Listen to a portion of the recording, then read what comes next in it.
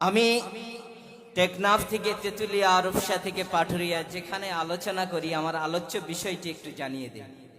কারণটা হলো, যদি আলোচনার বিষয় না জানা থাকে, কোন বিষয়ে বক্তা কথা বলবেন, তাহলে শ্রোতাদের বুঝতে একটু কষ্ট হয়ে যায়। সারা রাত্রি আলোচনা হলো লাইলি এবং মজনু নিয়ে। সকালবেলা একজন মুরব্বী আর একজনকে হোটেলে যায় বলে যে লাইলি ছেলে ছিল না মেয়ে ছিল? লাইলি কি ছিল? ছেলে না মেয়ে? তাহলে এই আলোচনার কোনো দাম নাই, ঠিক কিনা বলুন?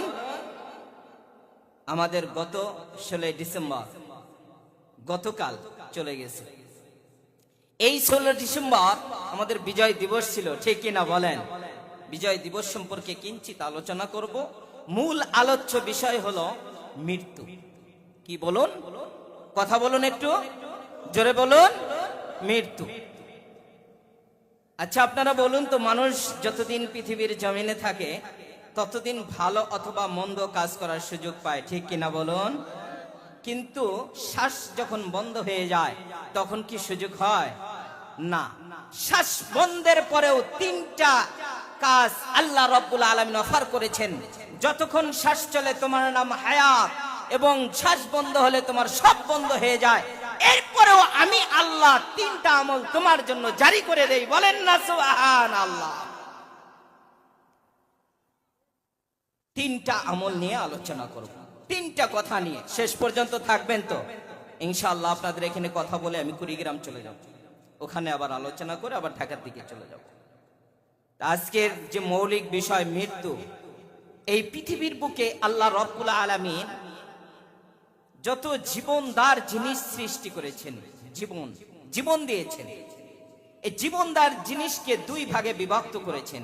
একটু কথা বলুন, কয় ভাগে? একটু জোরে বলুন, কয় ভাগে? সামনে নির্বাচন, কয় ভাগে?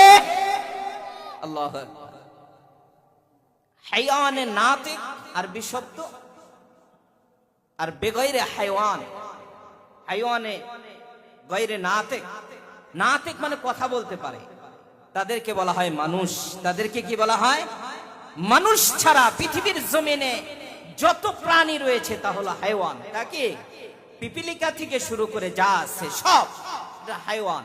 বর্তমান উদ্ভিদ বিজ্ঞানীরা বলে গাছও হাইওয়ান, পাথরও হাইওয়ান, তারও একটা জীবন রয়েছে। তারও কি রয়েছে? জীবন রয়েছে। যার জীবন রয়েছে তার মৃত্যু রয়েছে। যার জীবন রয়েছে তার মৃত্যু রয়েছে। জীবন যার আল্লাহ রাব্বুল আলামিন দান করেছেন, তার মরণের স্বাদ